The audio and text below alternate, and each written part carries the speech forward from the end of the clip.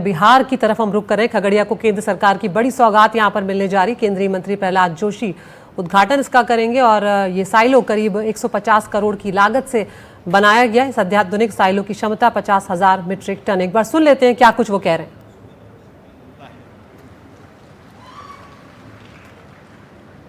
और राज्यसभा के एमपी और भारत के जो वकीलों का एक संघ रहता है, तो उसका पूरा देश का हमारा चेयरमैन और राज्यसभा के एमपी श्री मंडन मिश्रा जी, और इधर 4-5 टर्म से लगातार एमएलए रहे हुए हैं, चुन के आ रहे हैं, उनका लोकप्रियता का इसका साक्षी है, और बहुत सीनियर भी है श्री पन्नालाल पटेल जी, और एक इधर के एमएलए, स्थानीय एमएलए श्री संजीव कुमार जी, और हमारा सेक्रेटरी भी संजीव है, वो भी संजीव है, ये सहयोग है। संजीव कुमार जी हमारा सेक्रेटरी, उनका पूरा सहयोग के कारण, एक्टिव गाइडेंस के कारण इधर साइलो हो पाया है। ऐसे श्री संजीव कुमार जी, सीएमडी के एफसीआई के सीएमडी श्री आशुतोष जी, और इसके प्रमोटर श्री अनुराग जी और श्री राजीव जी, और इन दोनों लोगों को मैं तहे दिल से साधुवाद देता हूं कि उन्होंने बहुत प्रयास करके बिना कोई विवाद लैंड भी एक्वायर किया, लैंड एक्वायर नहीं किया, लैंड सबसे प्यार से बातचीत करके मार्केट वैल्यू से लैंड लेके, जगह लेके बहुत कम समय में एक अच्छा व्यवस्था उन्होंने खड़ी किया है। उसके लिए उनको भी मैं बहुत बहुत अभिनंदन करता हूं, धन्यवाद करता हूं। मित्रों, जैसे आप लोगों का हिंदी शुद्ध है, उतना मेरा हिंदी शुद्ध नहीं है। मैं दक्षिण भारत से आता हूं, तो ग्रामर में इधर उधर होता है, तो आप ही उधर ही एडजस्ट करके ठीक करा दो। दोस्तों, आज जो उद्घाटन कर रहे हैं ये साइलो खगड़िया में, ये 50,000 मीट्रिक टन का ये साइलो है। ये साइलो के एडवांटेज, इससे जो पॉजिटिव परिणाम होता है, एक तो जगह बहुत कम लगता है। दूसरी बात, माननीय प्रधानमंत्री नरेंद्र मोदी जी का सोच है कि देश में कम जगह में अच्छे भंडारण का एक व्यवस्था रहना है, और उसमें स्टोरेज लॉस जो अंग्रेजी में बोलते हैं, मीन्स रख रखाव में जो व्यवस्था ठीक है, तो वो 3 बरस के बाद, 4 बरस के बाद भी वो सड़ नहीं जाएगा, खराब नहीं होगा। तो ऐसे व्यवस्था करने का इच्छा हमारा प्रधानमंत्री जी का है। तो इसीलिए एफसीआई को और हम लोगों को माननीय प्रधानमंत्री जी ने निर्देश किया है, ज्यादा से ज्यादा ऐसे फुल्ली मैकेनाइज्ड ये साइलो है। इसमें पूरा स्टील से होता है, पूरा ऑटोमेटिक मैकेनिकल सिस्टम से होता है। उसमें मानव का कोई इसमें इंटरफेरेंस नहीं रहता है। कोई भी जाके उसमें अच्छे अनाज निकाल के बुरा अनाज उसमें डाले, चोरी चपाटी हो जाए, ऐसे कुछ होने का संभावना नहीं है। पूरा जो सीसीटीवी कैमरा भी रहता है, और उसके साथ ही साथ जो भी इधर अनाज आता है, इधर से बाहर जाता है, ये पूरा मैकेनिकल तरीके से होता है। इसके कारण आज इस 10 साल में हमारा स्टोरेज और जो ट्रांजिट मीन्स यातायात में जो लॉस होता है, वो भी बहुत कम होता है। आज के दिन में सिर्फ 0.2% लॉस आज के दिन में है।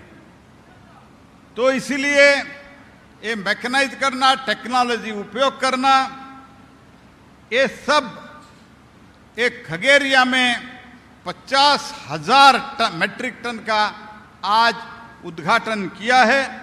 तो इसके लिए नीतीश कुमार जी के नेतृत्व में हमारा दोनों उप मुख्यमंत्री और सम्राट जी और हमारे इधर के मंत्री और सभी एमपीज एमएलए का कोऑपरेशन से समयबद्ध तरीके से इस प्रोजेक्ट का पूरा हुआ है। मैं उन लोगों का भी मैं सहाय का स्मरण करता हूं। और इसी के साथ मैं ये भी स्मरण करना चाहता हूं, रामविलास पासवान जी मेरे से बहुत सीनियर थे, लेकिन मेरे बहुत प्रिय सीनियर मित्र थे। मुझे बहुत प्यार देते थे रामविलास पासवान जी। तो मेरा मित्रता ऐसा था, मैं एक उदाहरण बोलता हूं। मैंने बोला उस टाइम तो मैं प्रदेश अध्यक्षता कर्नाटक के, मैंने बोला मेरे कॉन्स्टिट्यूएंसी में एक बीआईएस का ऑफिस आप खोल दो, ऐसे मैंने रिक्वेस्ट किया। रामविलास जी ने बोल दिया सबके सामने, मैं आपके लिए वो व्यवस्था कर देता हूं। लेकिन बाद में डीजी ने मना किया।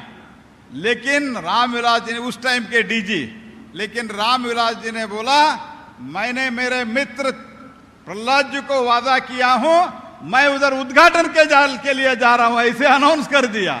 तो जब उन्होंने अनाउंस किया तब तो करना ही पड़ा। तो ऐसा मित्रता मेरा था। और मुझे बहुत बार उन्होंने भोजन भी करवाए हैं, मैं उनका भी स्मरण करता हूं। क्योंकि ये जो साइलो का कंसेप्ट शुरू हुआ वो रामविलास पासवान जी के समय पे शुरू हो गया।